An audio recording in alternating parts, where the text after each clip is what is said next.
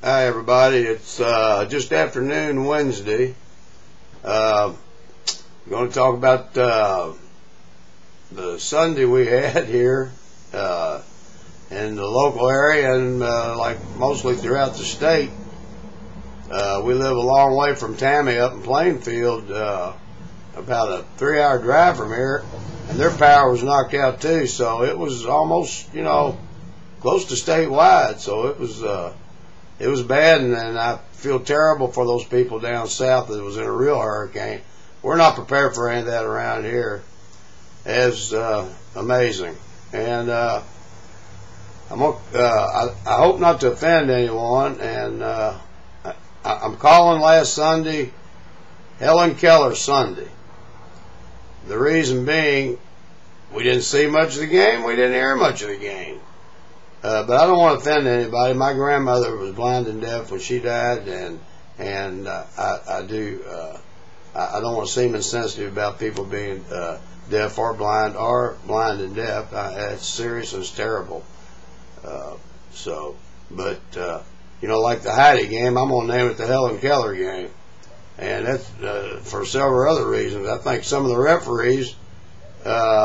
What I seen and what I heard Bob Lamey on the radio complain about holding, they wouldn't call holding or anything, and the San Diego game and that crazy call there, and some of the replays and some of these officials calls, this high tech stuff, I don't know if it's working or not.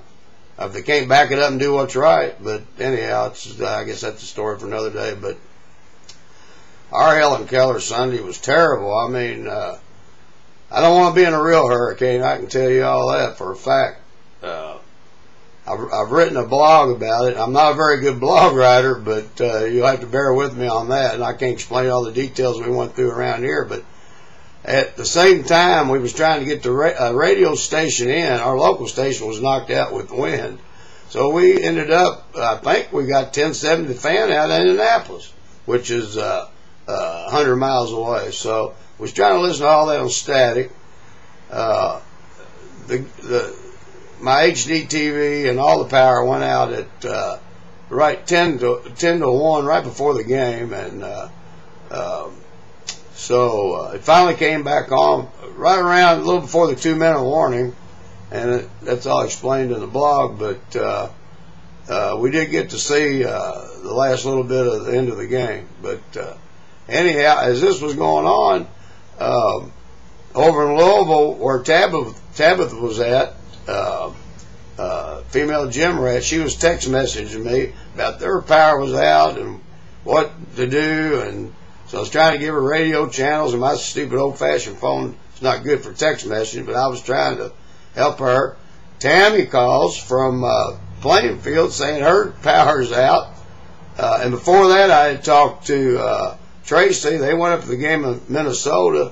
So after the game, I called her back, and I was telling her about our windstorm, and she said, "Oh my God, I better call home and check on my daughter." I said, "Yeah, you better." So we hung up real quick, and I hadn't heard back from her on that end, but I assumed that everything was all right up in her area. So they got to go to the game. They said the fans treated them a lot better up there in Purple People Eater Land than they did out there in Baltimore.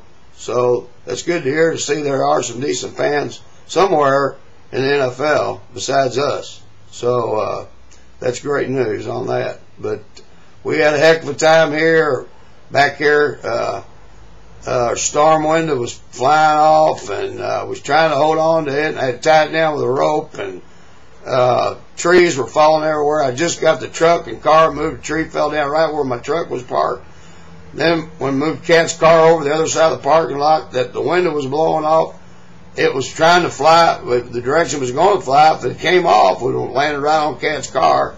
So I finally got it tied down with a rope, and drove nails into the woodwork and tied it down with a rope, which is still there, and we'll get it fixed later on. But man, I don't want to be in a real hurricane. It was terrible. And I think 6 people in this area got killed, and lots of injuries, and power's still out around here. The Louisville area, where we live in the Louisville area, but we don't have the same electric companies. They're LG&E.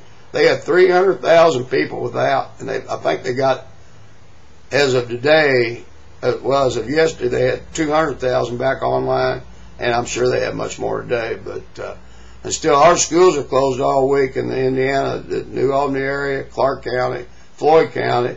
I know Floyd's closed on Monday with a lot of my friends, and all three of my daughters' power's out. So we're having a heck of a time around here too. But safety was the main thing. None of my people got hurt or injured, and just thank God for that. But and I hope nobody out there got hurt or injured, and it was really dangerous. But I guess that's all I'm going to talk about that. I can't let this video run forever. But anyhow, about the Jacksonville game coming up, and too bad about Bob, a high ankle sprain again, 4 to 6 weeks. Don't know about Tony Hugo. I've been waiting for an injury report. I can't get much on Hugo. Jeff Saturday might come back. Don't know about Clark.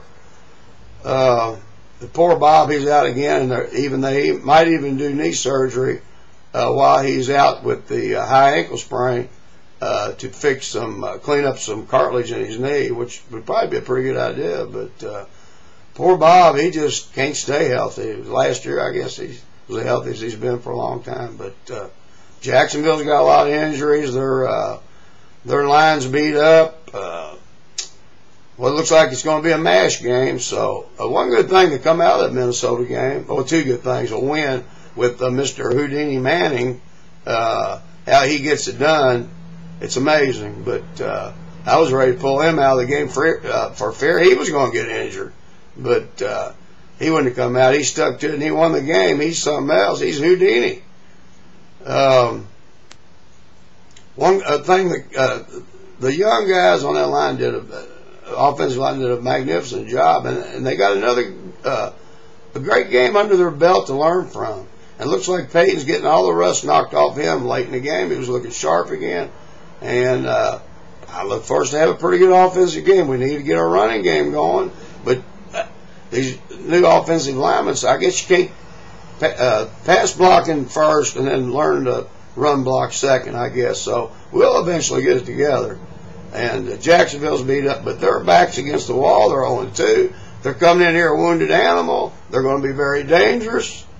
It's going to be probably another nail biter. So it's a divisional game, and you all know it's tough, tough, tough.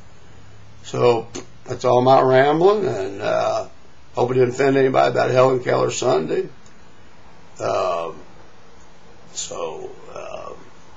It was just one crazy, crazy day. So anyway, let's all pull together and let's go Colts.